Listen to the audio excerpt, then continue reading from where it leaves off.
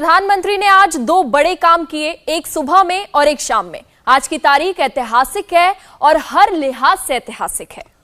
आज देश की पहली महिला आदिवासी राष्ट्रपति ने शपथ ली। मोदी ने जिनको चुना उनको देश के सांसदों और विधायकों ने 64% वोट देकर सर्वोच्च कुर्सी पर बिठा दिया। 21 तोपों की सलामी के साथ द्रौपदी मुर्मू राष्ट्रपति भवन में स्थापित हो गई है। आज ही के दिन शाम में मोदी ने सोशल इंजीनियरिंग की नई परिभाषा दी। 24 साल तक देश में मंडल चला, 8 साल से कमंडल चल रहा है। मोदी विरोधी कहते हैं कि मोदी अब तक जितनी बार जीते कमंडल से ही जीते, लेकिन 24 में न मंडल चलेगा न कमंडल चलेगा। क्या है प्रधानमंत्री की नई सोशल इंजीनियरिंग, इसमें वोट कितना है और पब्लिक का सपोर्ट कितना है, इस रिपोर्ट में देखिए।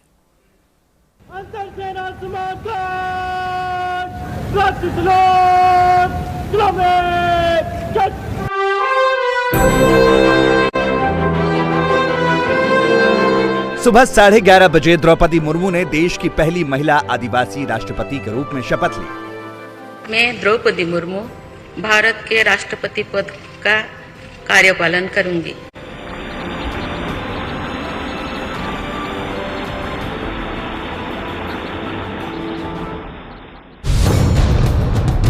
शाम के 4:30 बजे प्रधानमंत्री पिछड़ों के नेता दिवंगत पूर्व सांसद हरमोहन सिंह यादव के बारे में बोले। दोनों समाज में इसकी चर्चा बहुत है। 9% आदिवासी और 41% पिछड़े। एक ही दिन में मोदी ने 50% वोटर्स से डायरेक्ट बात की। क्या ये सिंपल कैलकुलेशन ही 2024 के सबसे बड़े सवाल का सॉल्यूशन है? आज हमारे देश के लिए एक बहुत बड़ा लोकतांत्रिक अवसर भी है। आज हमारी नई राष्ट्रपति जी का शपथ ग्रहण हुआ है। आजादी के बाद पहली बार आदिवासी समाज से एक महिला राष्ट्रपति देश का नेतृत्व करने जा रही है। ये हमारे लोकतंत्र की ताकत का, हमारे सर्वसमावेशी विचार का जीता जागता उदाहरण है। बैकवर्ड प्रधानमंत्री और आदिवासी राष्ट्रपति देश के दो सर्वोच्च पदों पर वैकेंसी फुल हो गई है। 16 दिन बाद जब देश को नया उपराष्ट्रपति मिलेगा तो ओबीसी वोटों का कैलकुलेशन और पुख्ता हो जाएगा। मोदी के विरोधी कहते हैं कि पूर्व राष्ट्रपति रामनाथ कोविंद ने बीजेपी का पॉलिटिकल एजेंडा पूरा किया। सिंपल भाषा में कहें तो कोविंद के सहारे बीजेपी ने दलित वोटों को साध लिया। सवाल है कि क्या द्रौपदी मुर्मू को राष्ट्रपति बनाना एक एक आदिवासी वोट को मोदी के पीछे खड़ा कर देगा? राष्ट्रपति के पद पहुंचना मेरी व्यक्तिगत उपलब्धि नहीं है, ये भारत की प्रत्येक गरीब की उपलब्धि है। मेरा निर्वाचन इस बात का सबूत है कि भारत में गरीब सपने भी देख सकता है और उन्हें पूरा भी कर सकता है। द्रौपदी मुर्मू को राष्ट्रपति बनाने से आदिवासी वोटों का गणित बदलेगा, इसमें तो कोई संदेह नहीं। मगर सोचने वाली बात यह है कि क्या पॉलिटिक्स इतनी सिंपल चीज है? जवाब है नहीं। ना ही नरेंद्र मोदी इतना सिंपल सोचते हैं। पिछड़े यानी ओबीसी वोट का कैलकुलेटर क्या कहता है ये आगे बताएंगे। उससे पहले 9% आदिवासी वोट का स्टेट वाइज डिस्ट्रीब्यूशन देख लेते हैं। राजस्थान, मध्य प्रदेश, छत्तीसगढ़, झारखंड, ओडिशा, पश्चिम बंगाल, गुजरात और महाराष्ट्र में आदिवासी समुदाय की बड़ी आबादी रहती है। लोकनीति CSDS सर्वे के मुताबिक 1996 से 2009 के दौरान बीजेपी को आदिवासियों के 20% वोट मिले थे। 2014 में मोदी के कमान संभालते ही आदिवासी वोट में बीजेपी का शेयर बढ़कर 38% हो गया। 2019 में ये 44% तक पहुंच गया। 2019 में झारखंड, मध्य प्रदेश, गुजरात, राजस्थान और पश्चिम बंगाल में 50% से अधिक वोट बीजेपी को मिले। छत्तीसगढ़, महाराष्ट्र, ओडिशा में 50% से कुछ ही कम वोट बीजेपी को मिले। मोदी के अपने राज्य गुजरात में इसी साल स्टेट इलेक्शन है, वहां आदिवासी वोट 15% है। गुजरात की 182 सीटों में से 27 सीटों पर आदिवासी वोट का असर है। बनासकांठा, साबरकांठा, अरवली, महिसागर, पंचमहाल, दाहोद, छोटा उदयपुर, नर्मदा, भरूच, तापी, वलसाड, नवसारी, डांग और सूरत में आदिवासी ही जीत हार का फैसला करते हैं। 2017 के गुजरात चुनाव में 50% आदिवासी वोट कांग्रेस को मिले थे। बीजेपी के खाते में करीब 35% आदिवासी वोट आए थे। इस बार गुजरात के आदिवासी वोट उल्टी गंगा बहाएंगे। वजह सिर्फ द्रौपदी मुर्मू को राष्ट्रपति बनाना नहीं है, वजह है मोदी के काम। गुजरात के आदिवासी बहुल इलाकों में मोदी ने 1 लाख करोड़ से अधिक के प्रोजेक्ट दिए। पिछले 5 साल में कोई ऐसा हफ्ता नहीं बीता जब यहां कोई नया प्रोजेक्ट लॉन्च ना हुआ। राजस्थान, मध्य प्रदेश और छत्तीसगढ़ में अगले साल चुनाव है। राजस्थान में 14%, मध्य प्रदेश में 20% और छत्तीसगढ़ में 31% आदिवासी वोट हैं। आदिवासी वोट मोदी की तरफ शिफ्ट हुए तो राजस्थान और छत्तीसगढ़ में भी कांग्रेस का किला ध्वस्त हो सकता है। भारत अगर कांग्रेस मुक्त बनेगा तो उसमें आदिवासी वोटों का बड़ा हाथ होगा। आदिवासी समाज के साथ साथ पिछड़ी जातियों में भी इन दिनों जबरदस्त माहौल बन रहा है। खुद प्रधानमंत्री भी पिछड़ी जाति से आते हैं और इसी वर्ग से भारत को अगला उपराष्ट्रपति मिलने वाला है। मोदी के साथी भी मानते हैं और मोदी के विरोधी भी मानते हैं कि आज नरेंद्र मोदी ही देश में पिछड़ों के सबसे बड़े नेता हैं। समाज की सेवा के लिए ये भी आवश्यक है कि हम सामाजिक न्याय की भावना को स्वीकार करें, उसे अंगीकार करें। आज जब देश अपनी आजादी के 75 वर्ष पर अमृत महोत्सव मना रहा है तो ये समझना और इस दिशा में बढ़ना बहुत जरूरी है। सामाजिक न्याय का अर्थ है समाज के हर वर्ग को समान अवसर मिले, जीवन की मौलिक जरूरतों से कोई भी वंचित न रहे।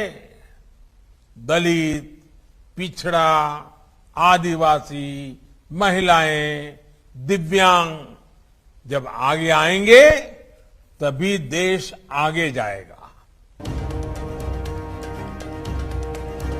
हिंदुस्तान में पिछड़ी जातियों की यानी ओबीसी की ठीक आबादी कितनी है कोई नहीं जानता, क्योंकि जातीय जनगणना ना तो कभी हुई और ना ही कभी सरकार ने ऐसे आंकड़े जारी किए। फिर भी विभिन्न आयोगों की रिपोर्ट के आधार पर एक्सपर्ट्स मानते हैं कि देश में ओबीसी कम से कम 41% है, जिनको सरकारी नौकरियों में 27% का रिजर्वेशन मिलता है। जब भी ओबीसी वोटों की बात होती है तो पहला नाम यादव का आता है। यादव ओबीसी की सबसे बड़ी जाति है। मुलायम सिंह यादव, लालू प्रसाद यादव और शरद यादव जैसे नेताओं ने लंबे समय तक ओबीसी की कमान संभाली।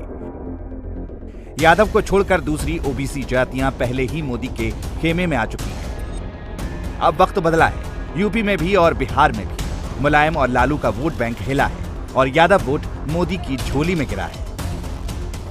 अखिलेश के चाचा शिवपाल सिंह यादव अब भतीजे के साथ में। अखिलेश की भाभी अपर्णा यादव मोदी की पार्टी में है। अखिलेश ना तो चाचा को संभाल पाए ना भाभी को संभाल पाए।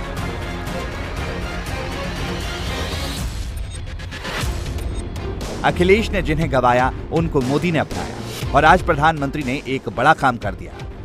मुलायम सिंह यादव के करीबी समाजवादी लीडर हरमोहन सिंह यादव की 10वीं पुण्यतिथि के कार्यक्रम में नरेंद्र मोदी शरीक हुए। ये यादव वोट बैंक में मोदी की खुल्लम खुल्ला सेंध है। हरमोहन सिंह यादव समाजवादी पार्टी के संस्थापकों में से एक थे। कानपुर के मेहरबान सिंह पुरवा में हरमोहन सिंह यादव का घर मुलायम का दूसरा घर कहलाता था।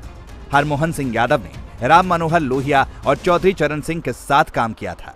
हरमोहन सिंह यादव अखिल भारतीय यादव महासभा के चेयरमैन हुआ करते थे। चौधरी चरण सिंह के निधन के बाद हरमोहन सिंह यादव ने यादव महासभा में मुलायम सिंह को यादवों का नेता घोषित किया था। हरमोहन सिंह यादव के बेटे सुखराम सिंह यादव फिलहाल यादव महासभा के सेक्रेटरी हैं। वो कानपुर के पास कई कॉलेज चलाते हैं। हरमोहन सिंह यादव का परिवार अब तक समाजवादी पार्टी के साथ है, लेकिन सुखराम सिंह यादव इन दिनों अखिलेश से नाराज चल रहे हैं और आज उन्होंने नरेंद्र मोदी की मेजबानी की। आपातकाल के दौरान जब देश के लोकतंत्र को कुचला गया तो सभी प्रमुख पार्टियों ने, हम सब ने एक साथ आकर संविधान को बचाने के लिए लड़ाई भी लड़ी। चौधरी हरमोहन सिंह यादव जी भी उस संघर्ष के एक जुझारू सैनिक थे। यानी हमारे यहां देश और समाज के हित विचारधाराओं से बड़े रहे हैं। हालांकि हाल के समय में विचारधारा या राजनीतिक स्वार्थों को समाज और देश के हित से भी ऊपर रखने का चलन शुरू हो गया है। कई बार तो सरकार के कामों में विपक्ष के कुछ इसलिए अड़ंगे लगाते हैं क्योंकि जब वो सत्ता में थे तो अपने लिए फैसले वो लागू नहीं कर पाए। अब अगर उनका क्रियान्वयन होता है तो उसका विरोध करते हैं। देश के लोग इस सोच को पसंद नहीं करते हैं।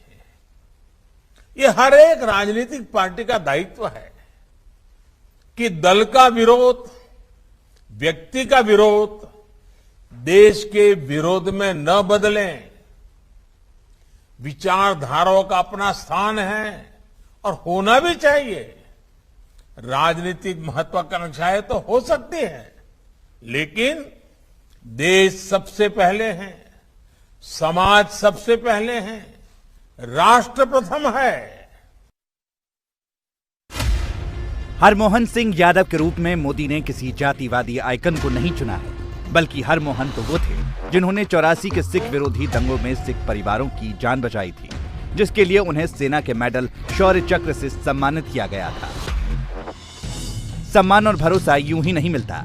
राजनीति में तो भरोसा जीतना और मुश्किल चीज है। मोदी पर ओबीसी का भरोसा है तो इसलिए क्योंकि मोदी सबको साथ लेकर चलते हैं। मोदी उनको चुनते हैं जिनको सभी नेता मानते हैं। हरमोहन सिंह यादव जी ने न केवल सिख संहार के खिलाफ राजनीतिक स्टैंड लिया, बल्कि सिख भाई बहनों की रक्षा के लिए वो सामने आकर के लड़े। अपनी जान पर खेलकर उन्होंने कितने ही सिख परिवारों की मासूमों की जान बचाई। देश ने भी उनके इस नेतृत्व को पहचाना, उन्हें शौर्य चक्र दिया गया।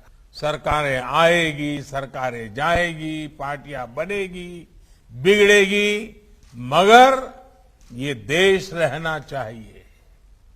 यही हमारे लोकतंत्र की आत्मा है। व्यक्ति से बड़ा दल, दल से बड़ा देश, क्योंकि दलों का अस्तित्व लोकतंत्र की वजह से है और लोकतंत्र का अस्तित्व देश की वजह से है। हमारे देश में अधिकांश पार्टियों ने, विशेष रूप से सभी गैर कांग्रेसी दलों ने इस विचार को, देश के लिए सहयोग और समन्वय के आदर्श को निभाया भी है। ये कोई पहला मौका नहीं जब मोदी ने पार्टी पॉलिटिक्स से ऊपर उठकर काम किया है। मुलायम सिंह यादव के साथ सियासी विरोध होने पर भी मोदी ने हमेशा उनके साथ अच्छे रिश्ते रखे। मोदी मुलायम को बर्थडे विश करते। 2015 में मुलायम के भतीजे तेज प्रताप सिंह यादव और लालू प्रसाद यादव की बेटी राजलक्ष्मी की शादी में मोदी सैफई भी गए। मोदी लालू के सेहत के बारे में पूछने के लिए तेजस्वी को फोन करते हैं। बिहार विधानसभा भवन के 100 साल पूरे होने पर मोदी पटना गए, तब भी उन्होंने तेजस्वी यादव से लालू की सेहत के बारे में पूछा। डीएमके के साथ बीजेपी के रिश्ते कभी अच्छे नहीं रहे, मगर 2017 में जब करुणानिधि की तबीयत बिगड़ी तो मोदी ने चेन्नई में उनके घर जाकर करुणानिधि से मुलाकात की। 2016 में वाराणसी में रोड शो के दौरान सोनिया गांधी की तबीयत बिगड़ी तो मोदी ने फौरन प्रियंका गांधी वाड्रा से बात की, डॉक्टर को भेजा और सोनिया को दिल्ली लाने के लिए प्लेन की व्यवस्था की। देवगौड़ा 2014 से पहले मोदी विरोधी थे, लेकिन अब वो मोदी के फैन हैं, क्योंकि मोदी ने हमेशा देवगौड़ा को सम्मान दिया और उनके सुझावों पर गौर किया। शरद पवार और गुलाम नबी आजाद जैसे विरोधी दल के नेताओं को पद्म सम्मान देना ये मोदी ही कर सकते हैं। विरोधी पूछते हैं कि मोदी पर वोटर्स को भरोसा क्यों है। ये भरोसा इसलिए है क्योंकि मोदी सिर्फ चुनाव के समय एक्टिव नहीं होते, वो साल के 365 दिन सक्रिय रहते हैं और छोटा नहीं बड़ा सोचते हैं। इंडिया टीवी हर वक्त हर जगह डाउनलोड करने के लिए सर्च करें India TV news Google play store या ऐप स्टोर पर।